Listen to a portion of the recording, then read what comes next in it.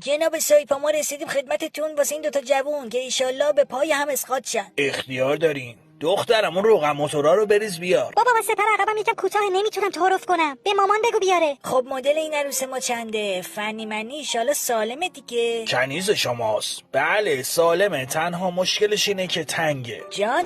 نه من جاشو میگم، فضای داخلش تنگه یکم. حرف مفت میزنه این سر تا پاش ایراده. من تو سایتم همه آمارشو در آوردم گذاشتم. نه والا سالمه، اصلا برای خودم هم سواله. یه ذره صدا از اتاق این بچه در نمیاد. زر میزنه. من چرخان دارم میگم مشکل داره، تو میگی نداره. خب آقازاده از خودش چی داره؟ کولر که داره ایشالله. بابا این آقای ما هنوزم میگه همه باید کولر داشته باشن. ما قدیمیم دیگه. به به پسر گلم اومد.